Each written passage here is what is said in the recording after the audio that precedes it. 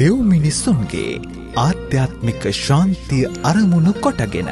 ගෞතම බුදු සසුනේ සජීව බවද ලොවට විදහා දක්වනු වස් සියලු ලොස් සතුන්ට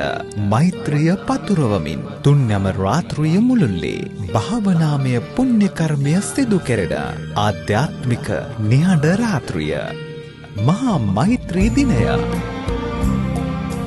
මාර්තු මස 22 වන සෙනසුරාදා පස්වරු 4 සිට පසුදා 5 වනතුරු සම්බුදු පාපහසින් සැනසුණු අනුරපුර ජේතවනාරාම පුණ්‍ය භූමියේදී මුළු විශ්වයටම ජාති භේදයක් නැතුව ආගමික භේදයක් නැතුව රට භේදයක් නැතුව උඩරට පාත රට ආදී භේදයක් නැතුව මුළු විශ්වයේම මිනිස්සු විතරක් නෙවෙයි සත්වයන් කෙරෙහි පවා හිතවත් භාවය පතුරවන්නට එක හිතකින්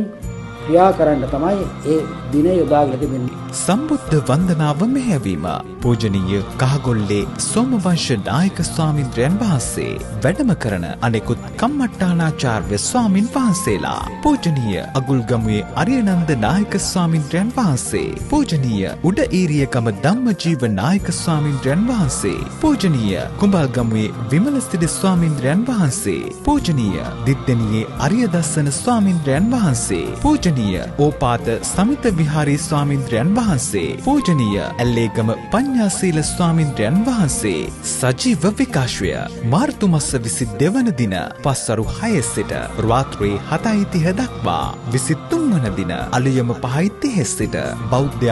රූපවාහිනිය සහ බෞද්ධ ගුවන් විදුලියෙන් සංවිධානය පාරගත මහා මෛත්‍රී ශ්‍රාවක සංසදය විමසීම් 0.7 318යි 37යි 39 මේ සඳහා සදැහැති දායකත්වය කීර්ති වික්‍රමරත්න මහතා ඇතුළු පවුලේ සැම විසින්